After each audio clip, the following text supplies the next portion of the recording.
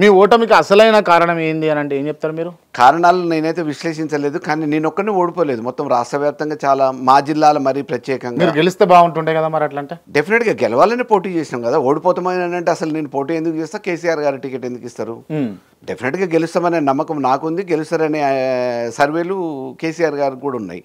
కానీ అనూహ్యమైన పరిస్థితులలో అనుకోని కారణాల వల్ల 2 రోజులలో పిక్చర్ మారింది. ఓటమి పాలైనాం. అంటే డబ్బులు ఏమైనా పంచిరా మీరు? ఇక అవి సహజమైన ప్రక్రియనే కదా! ఎన్నికలలో మామూలుగా డబ్బులు అనేది అధికారికంగా ఎలక్షన్ కమిషన్ ప్రకారం ఖర్చు పెట్టాల్సింది ఒకటైతే ఇంకో రకంగా ఖర్చు పెడతారు. అది అందరు చేస్తున్న పని నేను కూడా చేసిరు. ఎంత పంచిరు మీరు? ఇక అవి నేను ఇక్కడ చెప్పి నన్నెందుకు మామూలుగా ఈడేల పేరు మీద కేసుల పాలు ఇంకెందుకు చేస్తావు, ఎంత మంచిరు ఏంది అనేది కాదు. అందరితో పాటు నేను కూడా. అందరితో పాటు మీరు కూడా చేసిరు. Okay, right. అట్లా చేయడం తప్పు కదన్నా? ఇప్పుడు శ్రీరామచంద్రుడు హరిచంద్రుడు అని చెప్పేటోళ్ళు కూడా ఎన్నికలలోకి వచ్చిన తర్వాత వాళ్ళు చేస్తున్నప్పుడు వాళ్ళతో పాటు మేము కూడా చేయాల్సి వస్తుంది. ఎవలా శ్రీరామచంద్రుడు హరిశ్చంద్రుడు? మా దగ్గర ఉన్న ఉత్తమ్ కుమార్ రెడ్డి అనుకుందాం. నేను దేశానికి సేవ చేసిన దేశానికి సైనికుడిని, నేను నాకు నిజాయితీ తప్ప ఇంకోటి తెలియదు అని చెప్పేసి బాగా ప్రగల్భాలు వలుకుతూ ఉంటాడు. ఆయన చేసేటి అన్ని దిగజారుడు పనులే, దిగజారుడు లెక్కలే. ఒక మంత్రిగా ఉన్నారు ఆయన. అయ్యో, నేను బహిరంగంగా చెప్తున్నా. దిగజారుడు అని అనడం కరెక్టేనా? ఒక మంత్రిగా ఉన్నటువంటి వ్యక్తి ఆయన నైజమే అది. ఏందని నైజం? దిగజారుడు, బహిరంగంగా చెప్తున్నా. అపోజిషన్ లీడర్ కావచ్చు కానీ ఇప్పుడు మంత్రిగా ఉన్నారు. విత్ ఎవిడెన్స్ ఆన్ రికార్డ్ చెప్తున్నా బాస్. నేను ఇవాళ మామూలుగా ఆయన ఏంది సివిల్ సప్లైస్ కేసులో మామూలుగా సివిల్ సప్లైస్ కుంభకోణం ఏంది, అది దాదాపుగా 2,000 కోట్ల రూపాయల కుంభకోణం.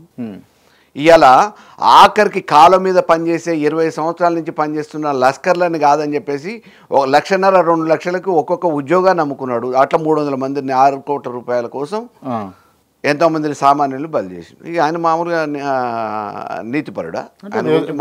దిగజారుడు వ్యక్తి అని అంటారా? దిగజారే పరిస్థితులు ఉన్నటువంటి వ్యక్తి అంటారా? 100%.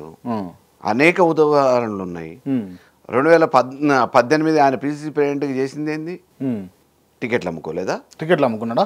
బహిరంగంగా 2018 ఎన్నికలలో ఆయన పిసిసి ప్రెసిడెంట్గా టికెట్లు అమ్ముకున్నాడు. మీ అపోజిషన్ లీడర్ ఉత్తమ్ కుమార్ రెడ్డి మేము కాదనము, మీ మీద వాళ్ళ భార్య గెలిచింది కాదనము. కాకపోతే మీరు కావాలని పర్సనల్ గర్జీతోటి ఇటువంటి అబాడాలు వేయడం తప్పు. వ్యక్తిగత ఆరోపణలు ఎన్నో రోజులు నిలబడవు. కానీ ఆ రోజు 2018లో ఆయన వల్ల బాధితులు కూడా బయటకు వచ్చి బహిరంగంగా మీటింగ్లు కూడా పెట్టారు బాధితులు. ఆయన పక్కనున్న ఇవాళ రవిచంద్ర రాజ్యసభ, ఆయనకే టికెట్ ఇవ్వలేదు. ఒక్కడనంటే ఒక్కడికి పోయిండు. క్యామె మల్లేషు డీసీ ప్రెసిడెంట్, మొన్న భువనగిరి నుంచి ఎంపీగా పోటీ చేసిన క్యాండిడేటు, ఎంత బాధితుడో అందరికీ. రంగారెడ్డి జిల్లా ప్రెసిడెంట్గా చేసిండు. ఎంత ఇబ్బందులు పడ్డాడు, ఎంత మామూలుగా త్యాగం చేసిండు పార్టీకి అనేది అందరికీ తెలిసిన విషయమే.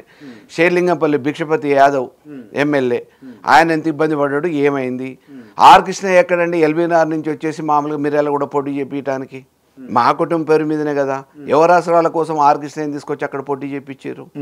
అంటే నల్గొండ జిల్లాలో ఒక బీసీ అభ్యర్థిని బలి చేయడానికి మేము బీసీలకు ఇచ్చినామని చెప్పుకోవడానికి ఎక్కడో ఎల్బీనగర్లో శాసనసభ్యుడిగా ఉన్న తెలుగుదేశం నుంచి గెలిచిన ఆయన మా కూటమి పేరు మీద ఉన్నాయని కాంగ్రెస్లకు తీసుకొచ్చేసి మిర్యాలగూడలో పోటీ చేయించిండు ఉత్తమ్ కుమార్ రెడ్డి. మరి గెలిపియాలి కదా. ఆయన తెలుగుదేశం టికెట్ ఎల్బీనగర్ నుంచి ఇచ్చిన తర్వాత ఆర్ కృష్ణయ్య గారిని ఒక బీసీ నాయకుడిగా గెలిపించింది కదా. మరి అదే రకంగా పార్టీ పనిచేసి అంత పెద్ద వీరుడివి, శూరుడివి, పిసిసి ప్రెసిడెంట్వి, నీ పక్క నియోజకవర్గం హుజూర్నగర్ పక్కన మిర్యాల కూడా ఉంది. మరి మామూలుగా ఆడ పోటీ చేయించినప్పుడు అటువంటి నాయకుడిని పరిచయం లేకపోయినా తీసుకొచ్చి పోటీ చేయించినప్పుడు, జిల్లాతో సంబంధం లేకపోయినా పోటీ చేయించినప్పుడు, ఒక బీసీ అని చెప్పి తీసుకొచ్చి పోటీ చేయించినప్పుడు గెలిపియాలి కదా. ఆయన స్వలాభం కోసం, స్వార్థం కోసం కాంగ్రెస్ పార్టీని తాకట్టు పెట్టిన మహానుభావుడు. మరి అటువంటి వాళ్ళు మామూలుగా పార్టీ మోస్తుంది, పార్టీ పేరు మీద వాళ్ళు పబ్బం గడుస్తుంది. అటువంటి నాయకుడిని మరి మేము పెద్ద మాటలు నోరు జారుతున్నట్టు అనిపిస్తుంది నాకు. మీ భాష పబ్బం గడుస్తుంది అని అంటే ఎట్లా అన్నట్టు? అంటే ఇంకా గతే లేదు వాళ్ళకి, పబ్బం గడుస్తుంది అన్నట్టుగా చెప్పబడతారు మీరు. నిజం భయ్, అటువంటి ఆయన పిసిసి ప్రెసిడెంట్ చేసుడు ఏంది? గాంధీ భవన్కు పోనోడిని అసలు ఆయనకు మామూలుగా కాంగ్రెస్ పార్టీతో సంబంధం ఏంది? ఏడనో ప్రెసిడెంట్ భవన్లో పనిచేసేటోని, ఒక ఆఫీసర్గా పనిచేసేటోని తీసుకొని వచ్చి కోదాళ్ళు వేసారు. కోదాళ్ళ మొలతాడు కట్టిన మగవాళ్ళు లేడని చెప్పి టికెట్ ఇచ్చారు. 94 ఓడిపోయిండు, 99లో గెలిచిండు. ఇవాళ మామూలుగా కోదాడు హుజూర్నగర్ నాదే అని అంటాడు. కోదాడిని మామూలుగా ఎటు కాకుండా అనాథం చేసింది కూడా ఆయనే కదా. ఆ రోజు ఎందుకు రాజకీయ భిక్ష పెట్టిన కోదాడిని వదిలిపెట్టి హుజూర్నగర్ ఎందుకు పోయిండు? సిమెంట్ ఫ్యాక్టరీల కోసం, కమిషన్ల కోసం, లాభాల కోసం, రియల్ ఎస్టేట్ పనుల కోసం పోయిండు.